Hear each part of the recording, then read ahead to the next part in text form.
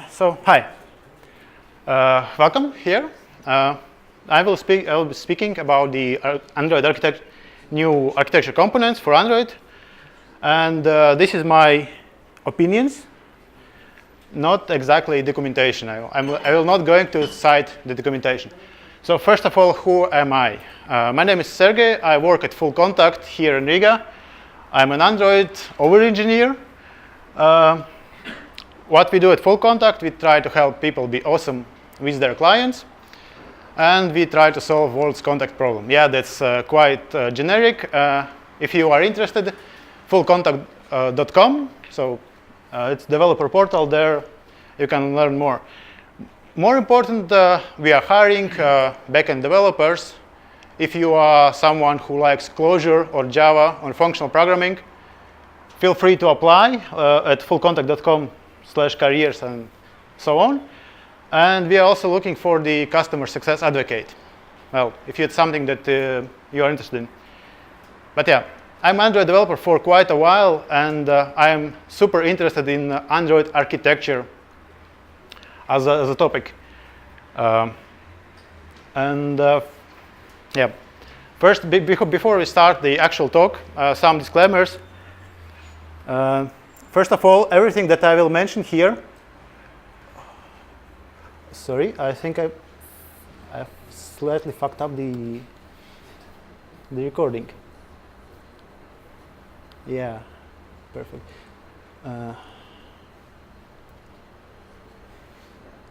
Yeah, recording is hard, actually, turns out. New screen recording.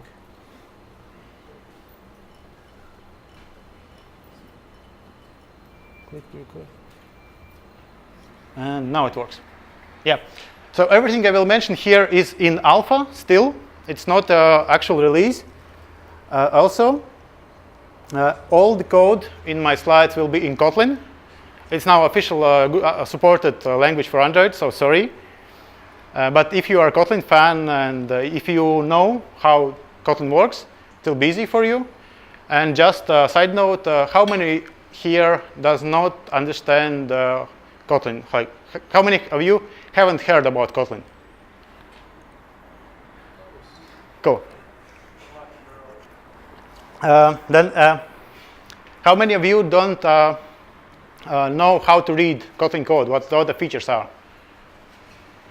Okay, it's a bit more. So if you have any questions about the Kotlin code, ask directly. If you have questions about the actual topics, maybe try that link up there, and we will cover the questions about the actual topic after each of the part of the presentation. Also, all the things that I will be describing are my views. They are not representing my company or the Google or anyone else. And yeah, architecture components is a set of libraries that was presented at Google I/O this year in May, I think. And there are a few sessions that they did on the Google I/O itself. First one is the introduction.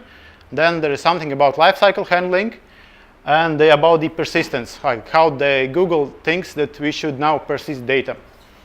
Also, full documentation is available it was available at the first day.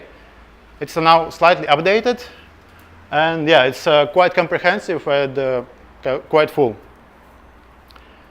So, if we want to start to use the components, first thing we need to do is install Android Studio 3.0.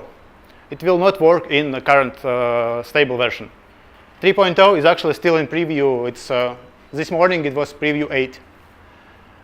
You will need to use the gradual version 3.3 plus. I don't remember the exact version, but it's tied to the Android Studio version. Build tools is also 26 plus. There is some beta version that was recently released, and the support library 26.0.0, which was released actually yesterday or this morning. Somewhere in the between.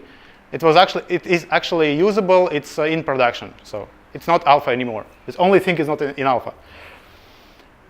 What you need to do, first of all, in the main Gradle file for your project, you need to add Maven repository of Google. This is a huge news because Google finally made their own Maven repository.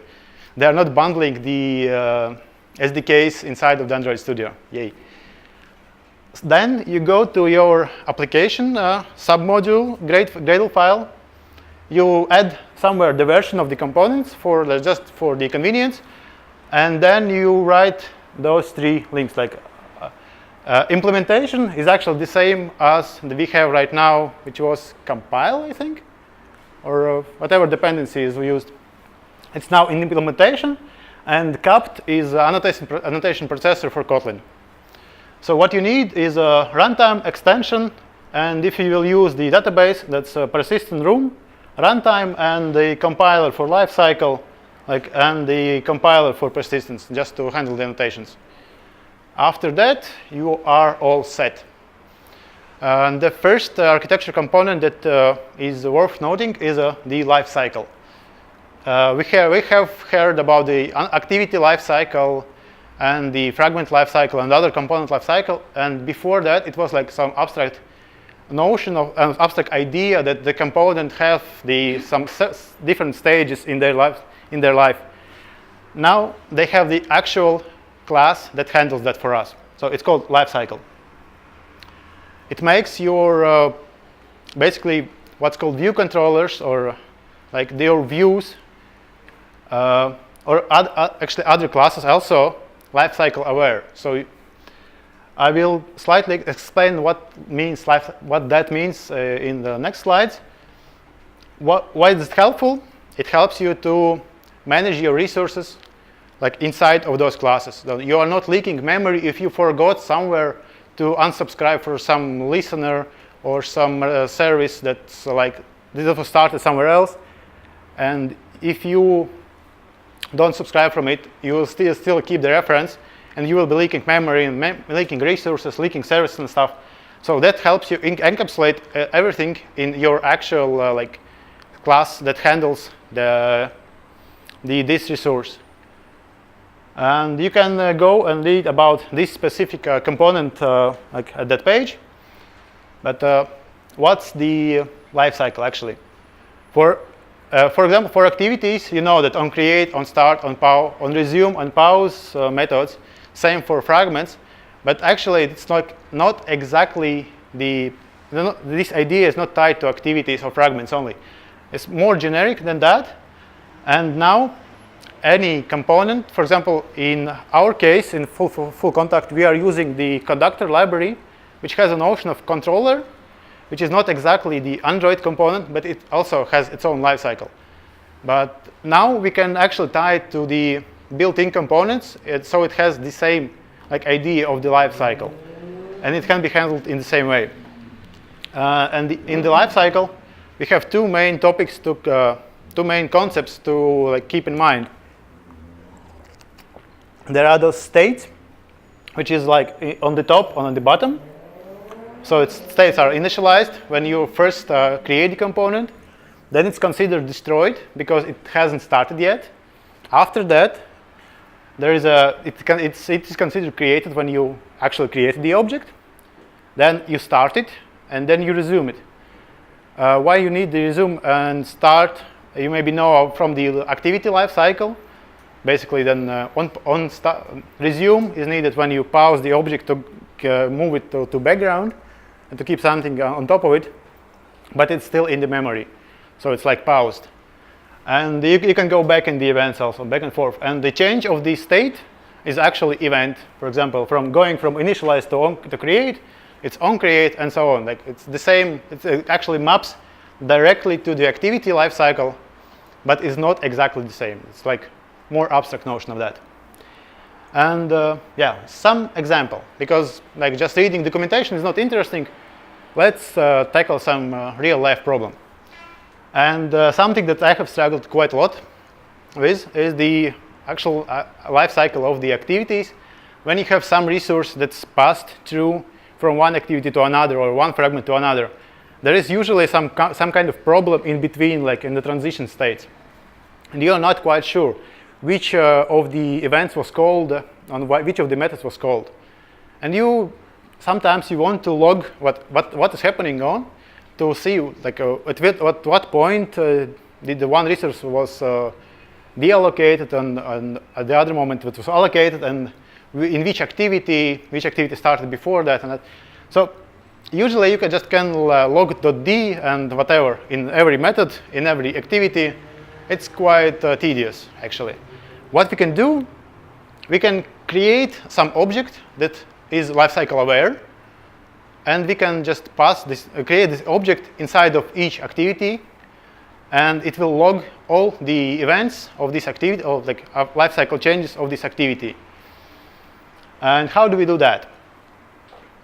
First of all, we need to create a Lifecycle Observer. And a bit note on Kotlin side, like semicolon, colon there means extends, or actually implements, because Lifecycle Observer is in the interface. Init there, it's just a constructor. And fun is basically a method or a function. And everything else should be familiar to you. And what's important here is this interface, Lifecycle Observer, which means that this class actually knows that it needs to follow some kind of lifecycle owner, which I will describe later. And we have the annotations there that are made for our own convenience, because the annotation processor creates all the boilerplate for us for those events. So basically, we just note that those methods should be called when this specific event happens. And we are in the constructor here. We actually are adding this class as an observer for some kind of life cycle. And this is the base activity of our application. It extends application app-compat activity, and it is lifecycle owner. What does it mean? That means that lifecycle owner emits its own events, and it can have the observers of those events. Because of that, it needs to override the getLifecycle method from the lifecycle owner interface. And the lifecycle registry is the class that's provided by Google, and it actually handles the notifying observers of this lifecycle. I hope that it makes some sense to you. Basically, what we have here in the lifecycle registry, it has the list of observers for these specific classes lifecycle events. And also, we create the logging observer, the class that we saw previously. We provide the lifecycle in, and this lifecycle is actually like Kotlin makes getters look like properties. It's a bit of magic, but basically this lifecycle here is the same as they're calling the getLifecycle method there. So we provide this lifecycle inside of the logging observer, and now the logging observer actually knows that it needs to follow, it needs to track all the events from this base activity. And further down on all the lifecycle methods like onCreate, onPause, onStart, and whatever, we just call the handle lifecycle event on the registry. So at this moment, it notifies all the observers that this event happened. And that's basically it. Then we just extend the same base activity in all our application. And yeah, we have in logs everything that happens with the life cycles for any other activity. Yeah. So some conclusions about the life cycle. So it's as you have seen, like you literally need to implement two interfaces. If you are using the support library, it's actually one interface, because the base activities and fragments are going to extend the lifecycle owner in the next versions. It's super easy to use, because you just create the observer, subscribe it to some lifecycle, and that's it. You just provide annotation with the function. It works like magic. And it helps you to encapsulate the like the logic that is usually in the activities on pause, on start events. So like, for example, like registering the event bus, it's like super easy to do with that. Or some kind of location service listeners. What are bad sides of that? It's not yet not available in support library. Because of compatibility reasons, they were not able to put it in the support library in the upcompat activities right now. It's like, but they have plans for that, so actually there are no downsides to using that. Go figure. And there are no questions in the in that link. So, and do you have any questions like right now before we go further? Apparently not. Okay. Then I hope that it means that you actually understand what I'm saying, or otherwise. Anyway, and the next architecture component is a LiveData. And that's LiveData is basically observable data source. So if you are familiar with the RxJava, you know what's observable. What the like observable data source means. Like it provides you some data like in observer pattern. But the bonuses of this this specific data source is that it is lifecycle aware. It utilizes the thing that we spoke previously. It notifies only the active observers. So it means that it notifies only observers that are currently in started state. Again, from the diagram before. And also, it caches the last value. So if you first call it, it will actually fetch the data and return to you in asynchronous manner, which is also nice. But then on the next call to the subscribe method, it will actually return the cached value.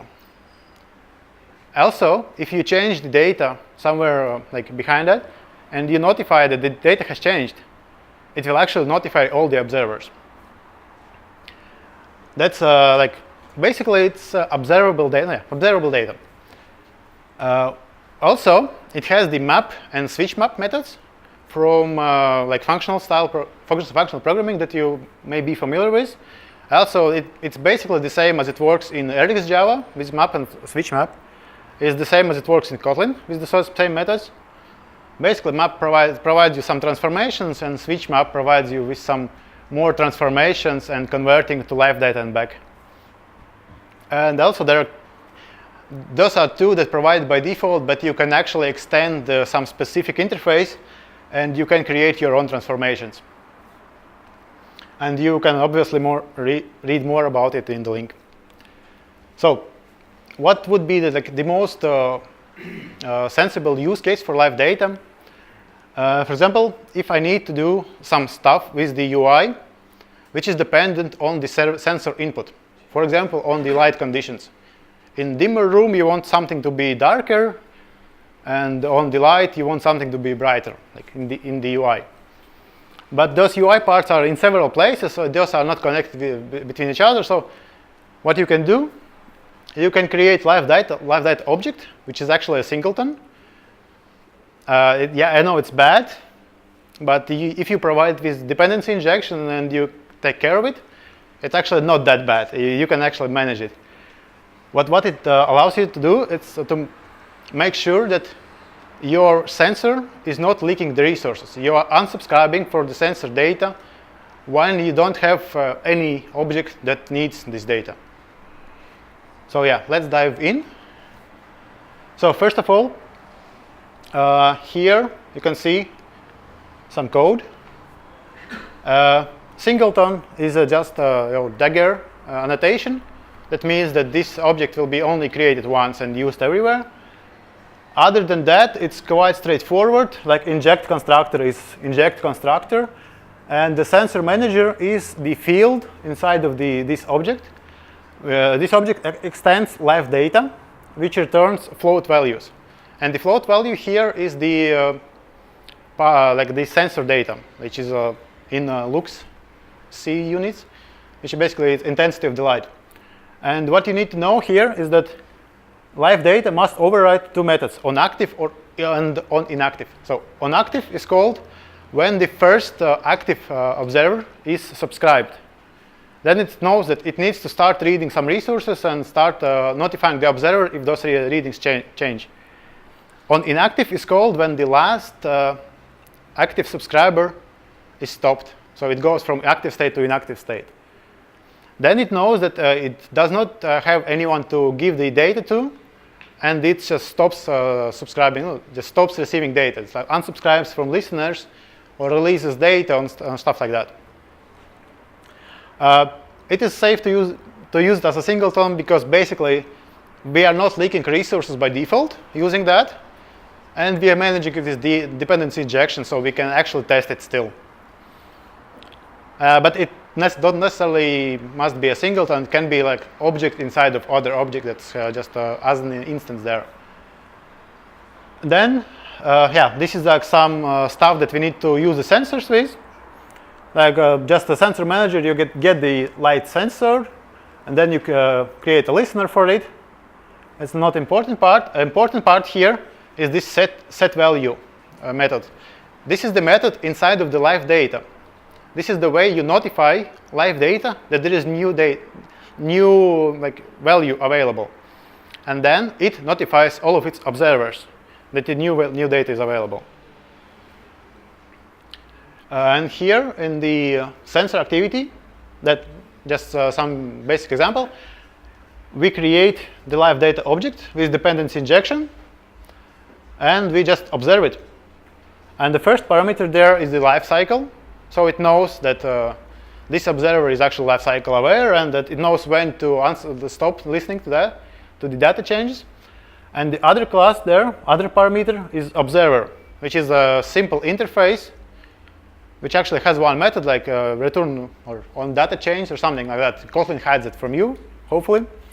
Unfortunately, you cannot use Lambda instead of that because of some weird bug in the Kotlin, which is going to be fixed in 1.2. But by the time being, you need to use like this notation, which is kind of clumsy. Important part here is that your observer has generic type float, but the data it returns actually is nullable. It means that if your live data you are requesting the data from does not have that data in, for example, it doesn't have the data in the database, it will actually return you null. So you need to be aware of that. Other than that, yeah, it's like as easy as just calling observe method. And it actually works like that. So what are the benefits of this live data? It allows you to encapsulate the resources that might be leaked and you don't want to be leaked. It's a super safe way to listen for the data changes that allows you to create like MVI pattern, which is a model view intent, or like unidirectional data flow, which is like all the rage right now. So basically, you update some data and you don't care about the result. And the result goes to data layer gets updated. It notifies some other live data that notifies UI layer in other place. So you don't use the callbacks, you just notify like all the way around everyone. What are the bad parts here? There are not a lot of transformations. So if you are used to RX Java, this will feel like super limiting because you have like basically only map. But you can write your own, which is also possible, but now who wants to do that? And the thing that this is not in any way related to RX Java. Is it bad or is it good? I'm not sure. Like it's completely separate from RX stuff, from the reactive stuff. Okay. Do we have? No, we don't have any questions here still. Yeah. The next thing is room. And what's room? It's basically SQLite wrapper. Before we had the SQLite, all the database code that we had to write was super boilerplatey. For the single database with a single method, you need to write like 1,000 lines for everything. Right now, it allows with some annotation magic. It's a lot simpler. And finally they created a sensible database API for Android. Yay. The notable feature of this API is that all the SQLite that you write is actually compile type safe.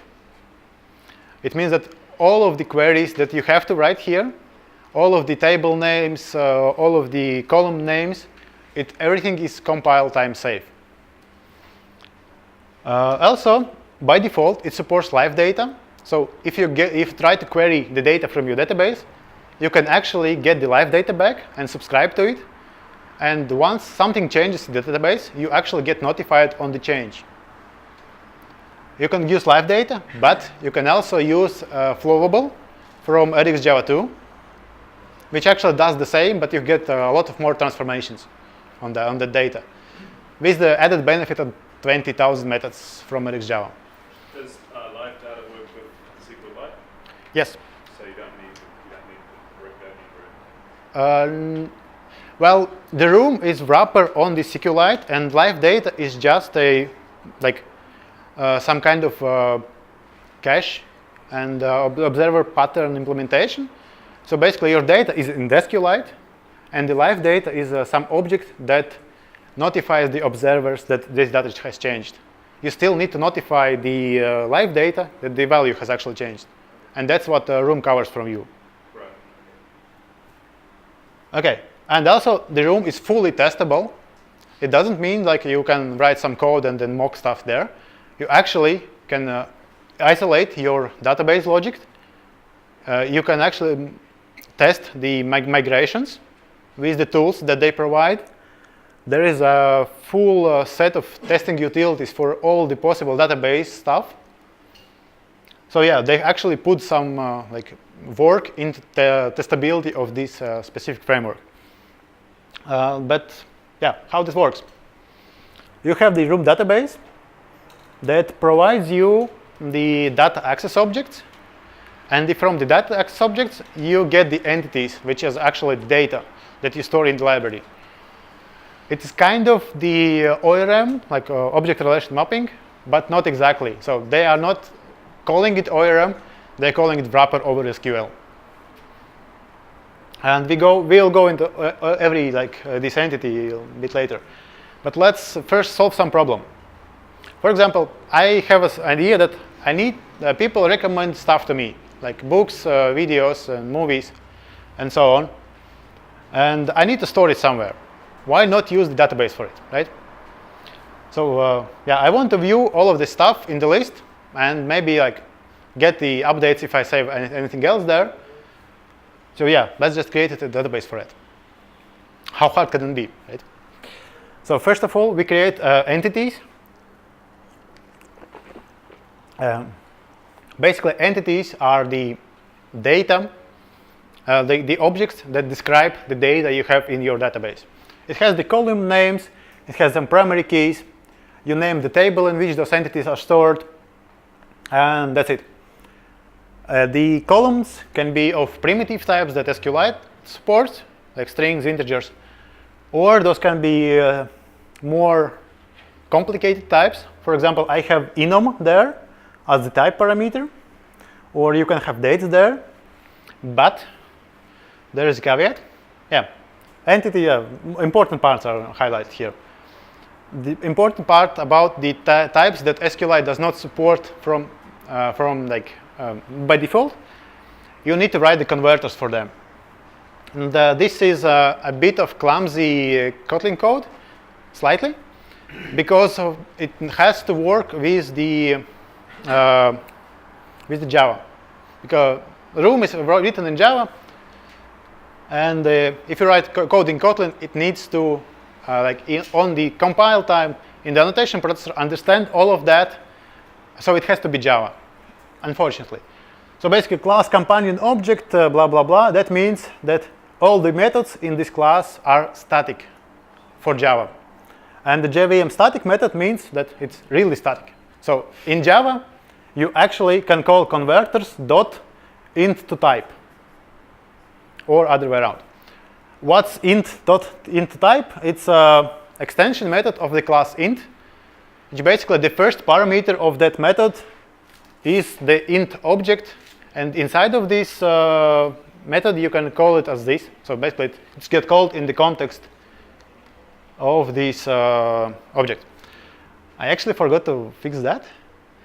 Yeah, but the important point here is that you can write those as extension methods or as simple methods with the parameters. That doesn't matter.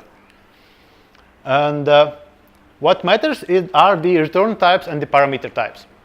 So if, for example, if I have the type converter method for int to type, it has to take in the parameter of int, return the type in item type, and so on, like in the back and the backwards, and the same for date. So it's like a date to I think long and long to date. And after that we have a Dowel object. This is just data access object. We have here just a simple interface with like save update. Actually, the method names does not matter. It can be anything. Important parts here are those annotations.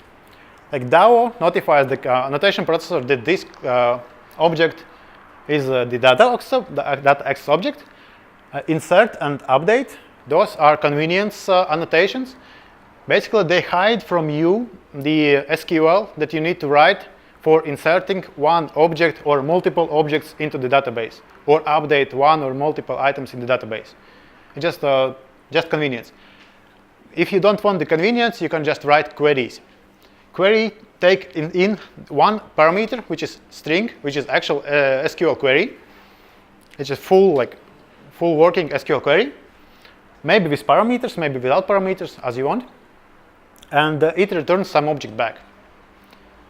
Those SQL queries are actually compile time safe, as I mentioned before. So if you miss some letter in the name of the table, it will crash on the compilation. This is the biggest selling point of this framework. Also, you can return live data, and then the annotation processor automatically understands that here I need to return the live data object. You can return a list item there. It will return your actual list. It can be flowable. It returns you flowable. Okay, you don't need to write anything additional there. What you need to keep in mind, all of those methods are synchronous and not allowed on the main thread. So if you return live data, you are safe because live data notifies on the main thread, but the actual data change happens somewhere in the background. So that's fine. If you are returning the actual value, then you need to, or you're writing some value, you need to wrap it around, but I'll talk a bit later. Yeah, you need to create the database first. And yeah, you provide the annotation database with the array of the entities you have in your database and the version number. And also, if you have several versions of the database, you provide migration somewhere around here. And this database also extends the class, so it must be abstract class. It cannot be interface, unfortunately. And yeah, as the abstract functions here, you return all the Dowel objects that you created before for all of the entities you have. After that, there is some dependency injection stuff. So that's just a Dagger module. And we provide the database from the builder, with database name and the application context, and it creates a database for us. And yeah, but then if we inject it somewhere, we just get directly the database we need. It's actually a Singleton also, just in case. And yeah, we provide Dowels also just for injection purposes. Yeah, and that's how you get the Dowel objects from the database. So if you are not using the dependency injection, you have to get the database object and call .list item Dowel, and it actually returns the data access object with all the methods you were describing before. Fortunately, we use that dependency injection, so we just put inject the Dowel object, we get it, and then if we want to get the list item, single one, we actually just provide some parameter there, and it returns data object to us. And yeah, just observe that LiveData, and you get the entity from the database directly. If you are saving, you actually have to do the asynchronous task. If you are using RxJava, it's super easy. If you are not using RxJava, you can use a LiveData like on the other direction, subscribing from the database layer to it, or you can just run Asynctasks. Yeah, I know I said Asynctask. I haven't used those in 3 years, or maybe 4. This time, it is the only time that I'm pretty sure that this Asynctask is completely safe. It does not have any reference to any context ever. So it's actually, yeah, it's completely safe to use those. What I haven't covered here, because this room database like framework is super huge. It's actually super interesting, but it supports indexes, so you can optimize your database. It supports foreign keys for relations, and it actually supports some nested objects that you can like model your data, and yeah, a lot of like more interesting stuff about databases. It supports migrations. It supports migration testing actually, and yeah, there's a full set of test utilities for it. So what are the benefits? You get super safe database framework. You know that you will not lose any data because of the typo. It's relatively simple to use. It's much more simpler than the current version of whatever Android provides us in terms of frameworks for databases. You get the full SQL queries. You can just like write directly whatever you want there, and it supports RxJava and the LiveData from the by default and from out of the box. What are cons here? You need to write some boilerplate still. It cannot be avoided. It's much less than previously, and depending on the scale of your project, it might be negligible. Same as Dagger, actually. Yeah, another problem is that it's not asynchronous by default, but it might be a good thing, maybe a bad thing, depends. And it's actually slower than any other object relationship mapping library on the market right now. But because it's not optimized, it's just a wrapper around the actual SQLite APIs. Okay, do we have questions about that? No. Any questions here? Yep. How do you see this entire library right now? As it's more like a reference to what Google thinks is a good architecture, or is it something? Room specifically or overall? No, it's all together. Let's postpone this until the end of the presentation, because we have one more component left. Oh, okay, sorry. Yeah, the last component is the ViewModel. And if you are using MVVM, MVP, MVC, MV whatever, you maybe have heard about what ViewModel is. At least you have an understanding of what it is. And what they provide is actually pretty simple. It's some proxy between UI and data layer.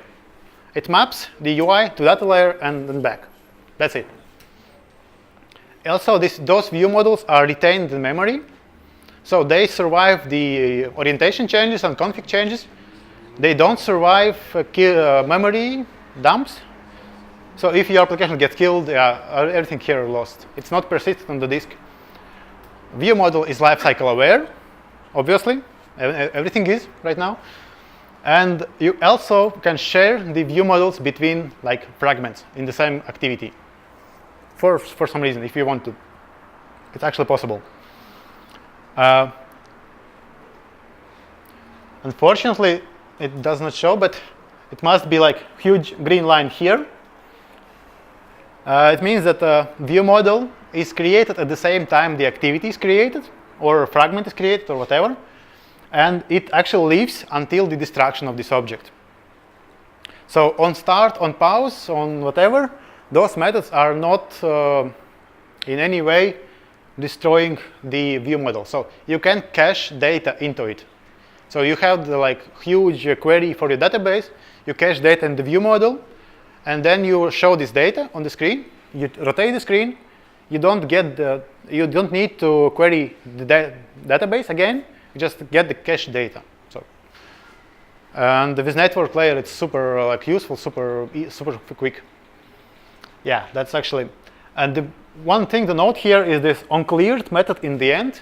After the object that the ViewModel was tied to is destroyed, it actually gets notified about that, and you can clean all the resources that you have allocated.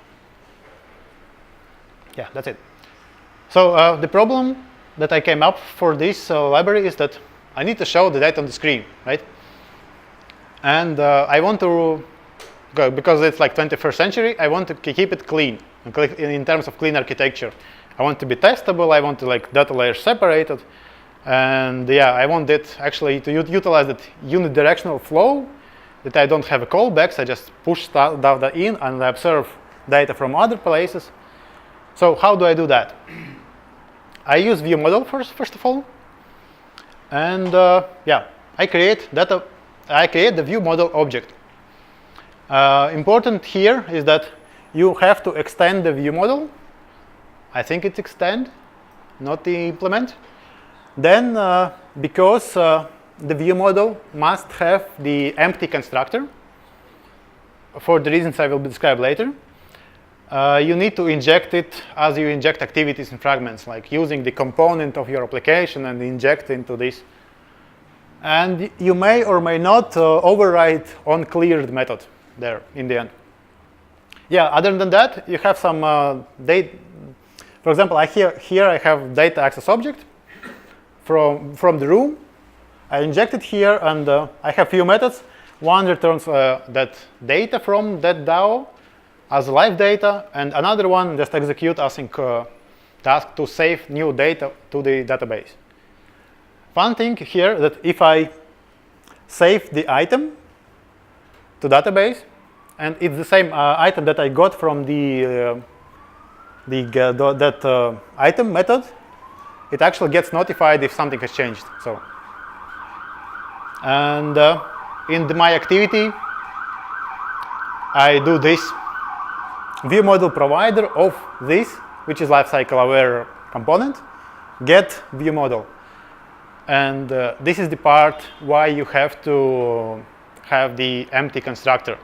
It creates the ViewModels for you, stores it somewhere, and those ViewModels are tied to some specific objects, and you cannot like easily use it for your own. And yeah, other than that, you are safe to call whatever method you want on the ViewModel, and yeah, you just use it, like as simple as that. Because of this ViewModel provider thing, it's not easy, and I would say it's hard actually to use dependency injection with the ViewModels. And let's go to the actually benefits of it. It's really simple to use, right? If you have simple application, you can utilize it, and you have safe data layer cached somewhere. You don't query your network or your database too often, and it works. It's it's super basic on the outside, so you don't get anything there, just onCleared, and that's it. You get the persistence, not persistent, but retain it, and you cannot actually use dependency injection like Dagger with it.